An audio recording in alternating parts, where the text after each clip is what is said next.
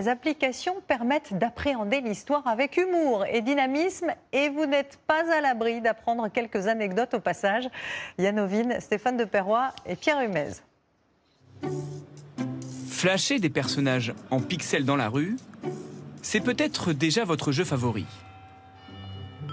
Et si c'était désormais votre manière de réviser l'histoire? Je pense qu'il est à droite. Estelle visite Angers autrement.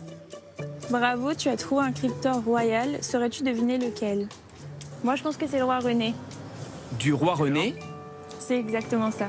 à Jeanne Moreau, la ville a dépensé quelques milliers d'euros pour créer cette chasse aux angevins célèbre. Je pense qu'elle a lancé des ateliers de cinéma ici. Oh là. Je trouve que c'est assez passionnant en fait de pouvoir découvrir ces personnages de manière plus ludique et récréative. Chaque bonne réponse apporte des points. Vous voilà en compétition avec des touristes d'Angers, de Cheverny ou du Havre. Là, je suis 251e. Ah oui, quand Il y a même. encore un petit peu de marge. Ah, il y en a qui cryptent à tout va, quoi. Oui, c'est ça. Là, le premier, on peut voir qu'il a fait plusieurs villes à travers la France. Aliénor d'Aquitaine version pixel, c'est l'œuvre de Guillaume Mazurage. Il crée des cryptors. Tu as Marcel Proust, Claude Lelouch qui est sur les planches à Deauville, Joséphine Baker à Deauville, Balzac qui arrive à la maison Balzac à Paris. Ça vient du grec qui veut dire caché. Les crypto-monnaies sont les monnaies secrètes. Nos cryptors sont les détenteurs de secrets, en fait, au coin de la rue, qui vont vous livrer les secrets de l'histoire. Il travaille actuellement sur François Ier. Du coup de crayon, aux couleurs sur tablette, puis vient l'étape pixel par pixel, comme avec Vauban, ici. Le pixel, c'est un langage qui parle à beaucoup de gens, qui s'est installé dans notre quotidien depuis plus de 40 ans. En utilisant ces codes, on arrive à prendre l'attention du joueur ou du passant dans un monde où il est hyper sollicité. Louis XIV ne serait sans doute pas ravi de se voir ainsi. Et que penserait-il de ces statues discutant avec les passants, grâce à ce simple QR code à leurs pieds? Qui es-tu? Je suis Latone, mère d'Apollon et de Diane. Le groupe sculpté de moi et mes enfants a été réalisé entre 1668 et 1670 par les frères Gaspard et Balthazar Marcy. Il faut un peu chercher les panneaux. Une vingtaine de sculptures sont équipées de cette fonction. Pourquoi tu manges le raisin? Pourquoi je mange les raisins?